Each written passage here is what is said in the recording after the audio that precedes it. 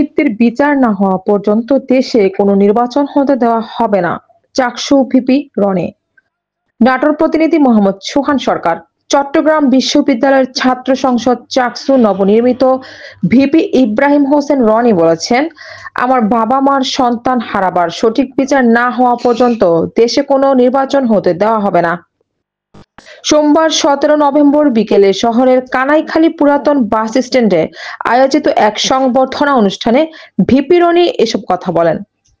Chaksu VP Ibrahim Hossain Roni বলেন, খুনি হাসিনা 2026 সালে ঢাকায় জামায়াত সহ 4 দলীয় জোটের ওপর লগি বৈঠা নিয়ে এদেশের মানুষকে হত্যা করেছিল।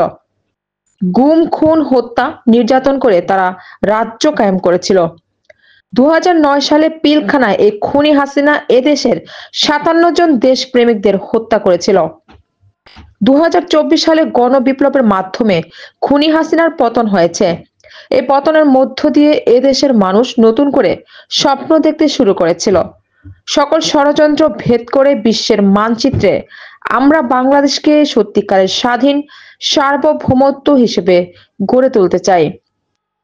ভিপি রনি বলেন, ডক্টর মোহাম্মদ ইউনূসকে এদেশের মানুষ অনেক আশা নিয়ে ক্ষমতায় বসিয়েছিল, কিন্তু আমরা দেখতে পেয়েছি জুলাই আন্দোলনে একজন মা তার সন্তান হারালো, একজন বাবা তার ছেলে হারালো।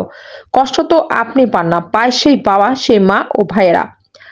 তারা যে বিচার দাবি করছে, আগে সেই বিচার করতে হবে। যারা অসুস্থ তাদের চিকিৎসা করতে হবে।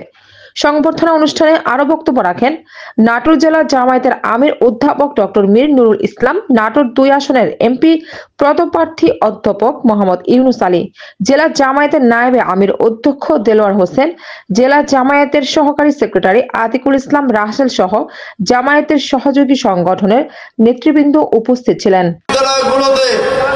ইসলামের ছাত্র এই খুনি হাসিনার আজকে ফাঁসির রায় হয়েছে।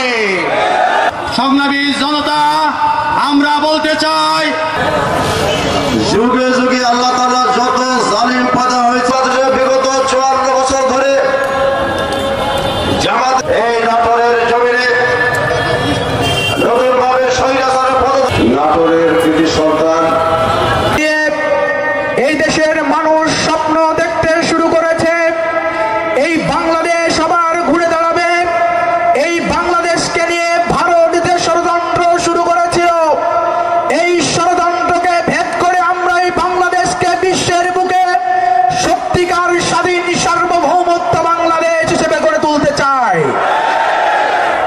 কিন্তু আমরা লক্ষ্য করেছি কে বা কাদের ইশারায় এই ইন্টারিম সরকারকে, এই সরকারের যিনি প্রধান উপদেষ্টা ডক্টর মোহাম্মদ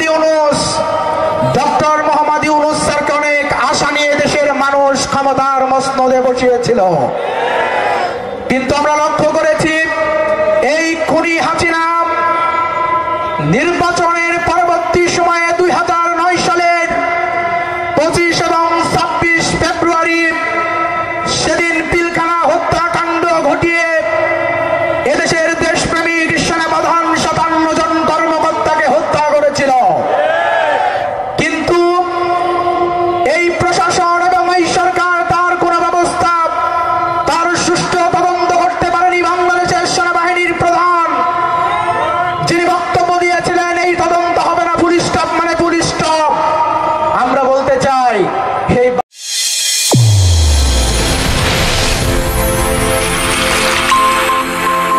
চ্যানেল A1 হৃদয়ের স্পন্দন।